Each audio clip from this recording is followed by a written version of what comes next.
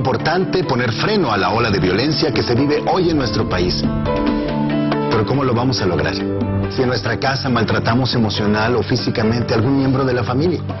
Los gritos, golpes, humillaciones causan serios daños físicos y psicológicos a los niños y lastiman su autoestima. Si recurrimos a ellos, estamos enseñando al niño que la violencia es una forma aceptable de convivencia, de resolver conflictos o de imponer nuestras reglas. Y corremos el riesgo de que el niño imite nuestro comportamiento. Creemos que es en la familia donde se aprenden o se frenan este tipo de conductas. Así es que los invitamos a propagar este consejo, a denunciar cuando vean que algún familiar, vecino o amigo emplea la violencia con sus hijos. Todo es mejor en familia.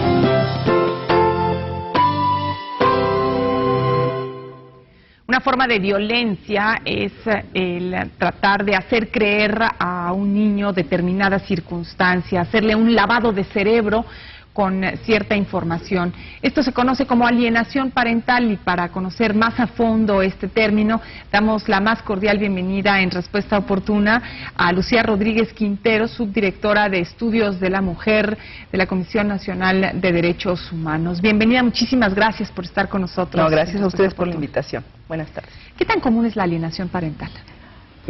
La alienación parental es un problema que realmente es de forma muy reciente que estamos abordando desde diferentes perspectivas. De hecho, durante mucho tiempo se ha quedado como parte de la violencia familiar. Sin embargo, por las características que está revistiendo y la importancia que está presentando, pues obviamente se hace necesario hablar de esta problemática. ¿Qué es lo que pasa? Tenemos un problema de origen. Hay una situación con respecto a dos corrientes encontradas en el sentido de si existe o no existe la alienación parental. En nuestro caso, identificamos la alienación parental como una conducta real, recurrente, que se realiza por él o la progenitora del niño o niña que tiene bajo su cuidado, bajo su custodia, donde a través de una serie de manipulaciones, como lo comentabas tú, de una información distorsionada, se busca un objetivo, y el objetivo es muy claro: el rechazo, el miedo, el temor, el odio incluso al progenitor que no tiene la custodia. Por otro lado, existe la corriente que nos dice que el síndrome de alienación parental, que es otra situación en donde ya estamos en el campo de lo que sería la psicología y donde se ha negado de manera sistemática el entrar a su abordaje en el sentido de decir que toda vez que no se encuentra dentro del DSM-4 como un catálogo de enfermedades mentales, que entonces en este sentido al no estar reconocido el síndrome, no existe en la conducta. Y aquí sí definitivamente hay que diferir y hay que aclarar que tanto hombres como mujeres, porque este es otro punto así como muy álgido en la situación, tanto hombres como mujeres pueden llevar en su momento, ¿no?, realizar conductas de alienación parental, porque también se le ha dado un enfoque de género en el sentido de decir que como generalmente quien se queda con la custodia legal de hijos y de hijas es la madre, entonces es una cuestión de género que sean las madres las que laven el cerebro o las que lleven información negativa hacia los hijos y las hijas con respecto al progenitor que no tiene la custodia.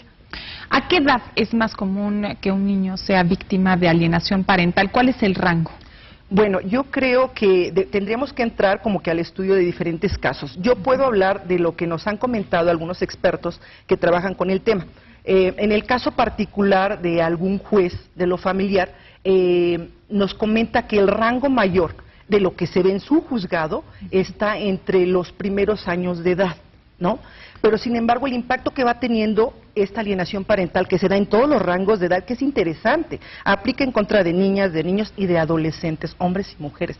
Entonces no hay una etapa en la cual podemos decir el rango de edad se convierte en un factor de protección. Definitivamente cualquier niño, niña o adolescente puede ser víctima de este tipo de alienación parental que va a causar esa afectación en su personalidad, que es lo grave. O sea, insisto, más allá de ir en si existe o no el síndrome, tendríamos que ver que las conductas existen, tendremos que ver que hay un compromiso, y una de las partes importantes es identificar este cambio de paradigma de la niñez. ¿Por qué? Porque la alienación parental va directamente a generar una afectación en contra de los derechos humanos y derechos fundamentales que están consagrados en la Constitución Política de los Estados Unidos Mexicanos de toda la niñez. Y estamos hablando de niñez desde el punto de vista de la Convención Internacional sobre los Derechos Humanos del Niño, desde 0 hasta antes de 18 años. Entonces es como todo ese gran abanico de posibilidades y no tenemos niños o niñas o adolescentes que estén exentos de esta conducta.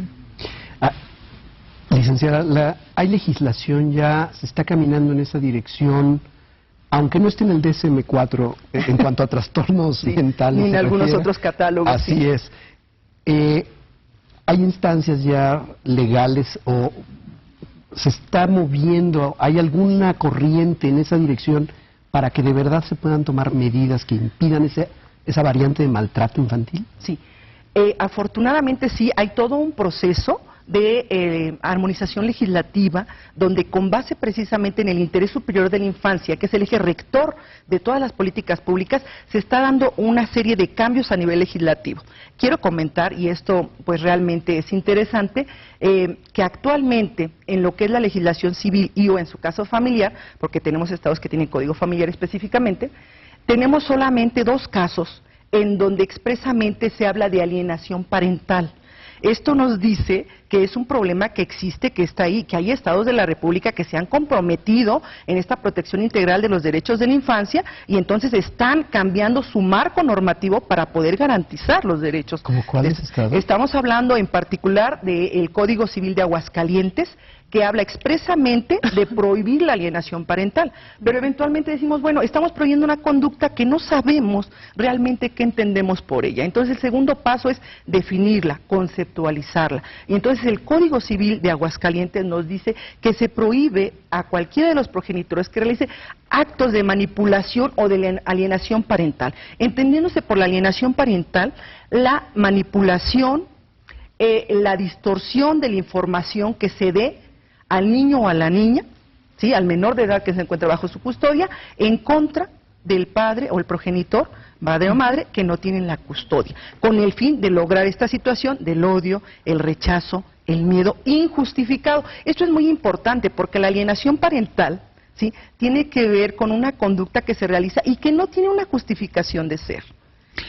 Bueno, es que de todas formas la alienación parental el lavado de cerebro y la manipulación de un niño jamás debe existir, aunque haya razón inclusive, ¿no? Finalmente, pues los niños tienen la capacidad cuando se les explica de ver un peligro al que están expuestos, ¿no? Entonces, no se trata de manipular ni de lavar el cerebro. Ahora, algo que es bien importante es cómo se puede demostrar. Usted comentaba que pues no está descrito en el DSM-4 como un trastorno, las secuelas que puede dejar, ¿no? Lo que puede dejar en la víctima de alienación parental no está todavía descrito en el DSM-4, pero como dice, es una conducta que existe.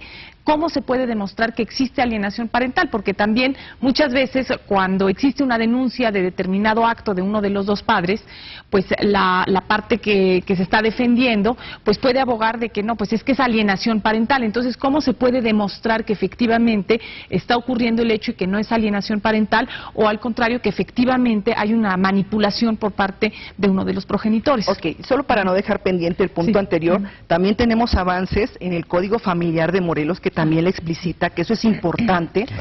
Puebla también nos habla de las facultades del juez, que en cuanto detecte alienación parental tendrá que decretar las medidas pertinentes necesarias para garantizar los derechos de la infancia. Entonces esto quiere decir que realmente el problema existe. Prueba de ello es que se está dando avances legislativos, ¿no?, para poder atenderlo de manera vamos a decirlo así, de manera formal, de manera oficial. Y esto es muy importante porque ya genera una serie de obligaciones para las instituciones que están a cargo de garantizar los derechos de la infancia. Por otro lado, ¿cómo se acredita? Ahí el problema es difícil de acreditar, sobre todo porque pareciera ser que a partir de que este fenómeno se empieza a reconocer y se pone sobre la mesa de debate, lo que ocurre es que hay gente que abusa, ¿no?, según dicen algunas personas, abusa al invocar que existe la alienación parental. Bueno, para esto lo que necesitamos hacer es realmente la intervención de expertos y expertas en el tema. ¿Por qué? Porque la afectación que se causa a la niñez que vive esta problemática es una afectación muy fuerte. De entrada, tenemos que identificarla como una afectación a sus derechos fundamentales. Y no afecta un solo derecho, afecta una serie de derechos que están concatenados. Simplemente el derecho a vivir en familia. El niño, la niña, el adolescente tiene derecho a vivir en una familia cuando esto sea posible. Tiene derecho, además, de conservar su identidad, y la identidad va a estar generada e íntimamente vinculada precisamente a este proceso de convivencia del padre con el padre y la madre, independientemente de que ellos tengan problemas. Esa es la parte interesante. Por otro lado, también se afecta a la identidad en el sentido de que no solo el menor de edad va a perder esta convivencia con el padre o la madre, sino también con la familia del padre o la madre que está siendo alienado. Entonces, aquí encontramos casos donde quienes vienen a solicitar, por ejemplo, la posibilidad de visitas y convivencia sean los abuelos, abuelas paternas, maternas, según sea el caso, se pierde la comunicación con tíos, con tías, primas, primos. Entonces hay como una afectación muy fuerte. Eso por lo que hace la situación jurídica en esta vinculación de parentesco. Pero además de eso, se afectan situaciones como el normal desarrollo. Es un derecho fundamental que tiene la niñez, el poder desarrollarse. La niñez es un proceso que nos va a dar la posibilidad de desarrollarnos integralmente. Y esto, así como es un derecho, también es cierto que este derecho se ve vulnerado al momento de que el padre o la madre genere este tipo de problemática de alienación. Pero además, algo que también llama la atención, así como hay abuelos, abuelas que están buscando la convivencia porque injustificadamente se les está negando, también hay abuelos, hermanas, hermanos, tíos, primos que están generando actos de malinformación, ¿no?, para con este niño o esta niña, para que empiece a temer, a odiar, a rechazar la visita y convivencia del padre o de la madre que no está con su. Ahora, ¿cómo se puede demostrar? Entraríamos entonces en el proceso de que este niño o esta niña tendría que ser evaluado y tendría que realizarse algunos estudios de carácter psicológico, porque otra de las afectaciones que se causan a este normal desarrollo es la afectación a la personalidad. No le damos la posibilidad y no estamos cumpliendo con una de las principales obligaciones que se tiene en familia, que es la primera socialización, una socialización adecuada, pero además la conformación de una personalidad sana. ¿Cómo queremos tener adultos, el respeto al individuo, ¿no? Adultos sanos, equilibrados, cuando desde niños les estamos prohibiendo y les estamos quitando la posibilidad de generarse con una adecuada autoestima, con su autorrespeto, un buen autoconcepto y una serie de elementos que van a conformar una personalidad que le va a permitir desarrollarse más adelante en sociedad? Me parece que hay muchos problemas que están vinculados a esta situación. Otra de las cuestiones graves es que muchos de estos niños o niñas que fueron manipulados en esta infancia tienen un grave riesgo de repetir este mismo tipo de conductas. De alguna manera, y esto sería como muy concreto en el sentido de decir, nosotros como padres y madres damos lo que tenemos. Se ha criticado mucho, dice un autor por ahí, Ernesto Rage, se critica mucho y hablamos mucho de lo que nuestros padres hicieron con nosotros, pero no nos ponemos a pensar que nuestros padres hicieron lo que el mensaje, ¿verdad?, que la sociedad les dio de educa a tus hijos como yo te estoy educando a ti. Entonces, a tus hijos y a tus hijas como yo te estoy educando a ti. Entonces, muchas de las veces estamos repitiendo ese tipo de conductas precisamente por este acondicionamiento. Ahora bien, si no le damos a los niños y a las niñas, a los adolescentes, las herramientas necesarias para poder conformar una personalidad sana, pues definitivamente a mí me parece que este es el origen de muchos problemas sociales que estamos viviendo. Ahora, regresando a cómo lo podemos acreditar, pues básicamente tendría que ser a través de estos dictámenes, de estas impresiones diagnósticas, pero sobre todo dictámenes especializados con expertas o expertos en el tema, porque hay un grave problema. Se ha debatido mucho acerca de también el daño que se causa en los menores de edad en el momento de que se someten a un peritaje, a otro peritaje, a muchos peritajes, y claro que esto causa una afectación. Sin embargo, hasta hoy, y esto hablado con algunos jueces y juezas, definitivamente la herramienta es la única manera, que se tiene para poder acreditar que se está dando la alienación parental con sus efectos negativos es precisamente el dictamen psicológico. Hay unas propuestas llamadas Antenas por México, que es una forma muy suave de invitar a que los niños puedan expresar sin que sean tan vulnerados en su intimidad. De Julia Borboya. De Julia Borboya, Antenas por México, y lo está oficializando para que varias instancias públicas puedan aplicar esa metodología no tan invasiva, vamos a llamarla así. ¿Cuáles serían rasgos en un niño alienado? Híjole, es bien difícil, dependiendo de cada caso, pero sí hay como que algunos esquemas descriptivos, ¿no? ¿Cuáles serían algunos de los efectos? Los efectos son diversos, y los podríamos encuadrar desde efectos de carácter familiar, con estas situaciones que comentamos, de la desvinculación, del no poder tener relación con mi familia, ¿no? Con mi familia extensa, todo lo demás, el no poder de alguna manera ir conformando mi personalidad. Hay efectos también de carácter jurídico, como esta parte de que, de que quienes están inmersos en una problemática de este tipo, al presentarse a un juzgado, eventualmente pueden llevar a cabo procedimientos muy largos, desgastantes, tanto emocional como económicamente, aparte de lo que va a conllevar. Otras situaciones que puede involucrar esta imposibilidad, porque básicamente lo que yo he identificado en muchos casos es que hay una imposibilidad tanto del padre o la madre, según sea el caso, de separar la problemática conyugal, la problemática de pareja, con lo que es la relación paterno-materno-filial. Claro, pero hay ocasiones en que la víctima, digamos, es uno de los progenitores, ¿no? Quien ejerce la violencia sobre ese niño y, bueno, y lo quieren alejar porque existe un riesgo real, ¿no? Esta es la clave de la alienación parental, ¿no? Hacer la diferencia de que exista un riesgo real para ese niño de estar con uno de los dos padres, o que exista una alienación parental y todo sea una historia inventada para alejar al niño de uno de sus padres. Esta es mi pregunta. ¿De qué manera las autoridades pueden percatarse de que efectivamente ese niño está siendo alienado y no está expuesto a un riesgo real, porque ese riesgo es inventado por uno de los progenitores? ¿Cuáles son los rasgos en ese niño? ¿Qué presenta ese niño para demostrar alienación?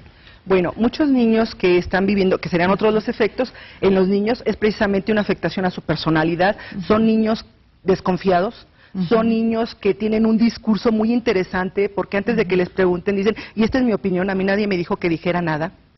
No, me lo han comentado jueces, o sea, en el sentido de al llegar a la audiencia y en el momento de decirles, bueno, ¿y por qué opinas esto de tu padre o de tu madre? ¿Qué ha pasado? No, y es mi opinión. Oye, alguien te comentó, no, y es mi opinión, yo lo digo. Están muy convencidos y tienen un discurso muy a la defensiva, en el sentido de que precisamente las acusaciones, el no querer, el odiar, el rechazar, está plenamente justificado.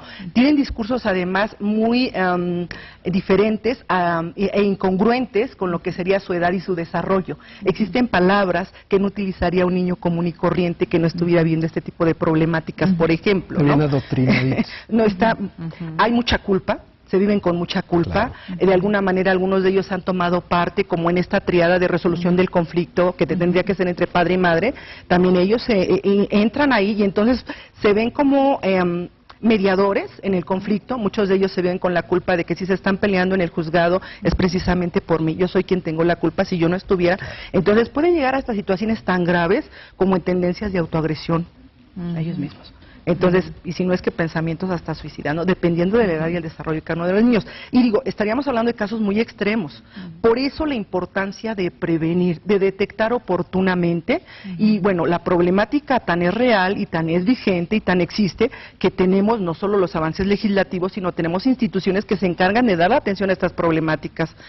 Tenemos, por ejemplo, en el caso del Tribunal Superior de Justicia del Distrito Federal, existe un centro de convivencia familiar supervisada, que no es otra cosa más que la respuesta a estos casos tan extremos donde no hay la posibilidad que el padre y la madre se pongan de acuerdo y entonces necesita entrar la autoridad y a través de una determinación del juez realizar las visitas y convivencias en estos casos donde no se ha detectado que hay un riesgo grave y real.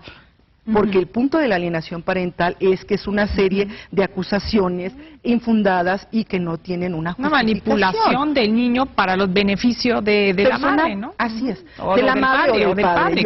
Yo quisiera sí, resaltar esta parte. No es y ahorita hay una situación muy interesante. Anteriormente se pensaba esto que solo las madres podrían incurrir en este tipo de situaciones porque era a quienes generalmente se les otorgaba la guardia y custodia. Sin embargo, hay todo un proceso de cambio entre los géneros y en este sentido ahora hay un número muy significativo de hombres que están peleando en la guardia y custodia de sus hijos y de sus hijas.